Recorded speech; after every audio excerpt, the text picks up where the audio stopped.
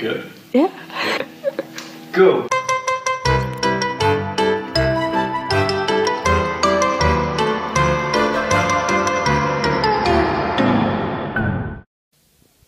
Hej børn og velkommen.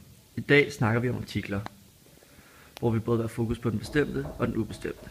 Og vi starter med en ubestemt artikel. Generelt bruger man flere ubestemte artikler på engelsk end på dansk.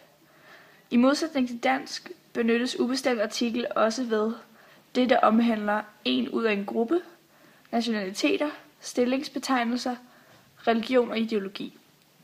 Et eksempel på den første er, at man på engelsk siger, he is a capitalist.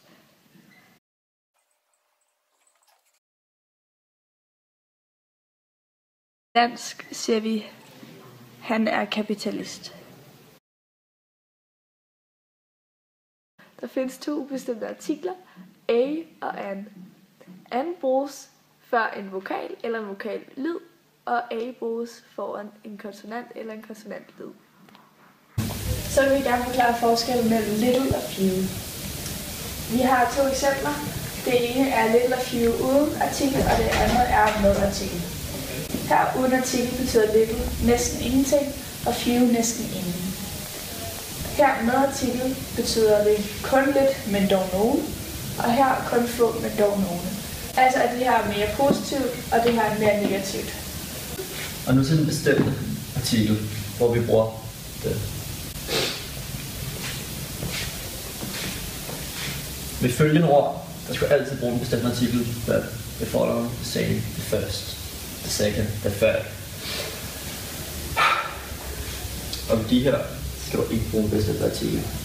Bortset fra i frasen, den ene og den anden, det ottende. Foran utallige substantiver, der bruger vi ikke en bestemt artikel, medmindre vi snakker om noget konkret. Man bruger ikke den bestemte artikel, når man snakker om en funktion. For eksempel kirkens funktion. We go to church every Sunday. Modsat så bruger man en artikel, der det omhandler kirken som bygning. For eksempel hvis noget er blevet stjålet fra kirken. Og den regel, den gælder så, når man snakker om transportmidler, institutioner eller ord med dobbeltbrug.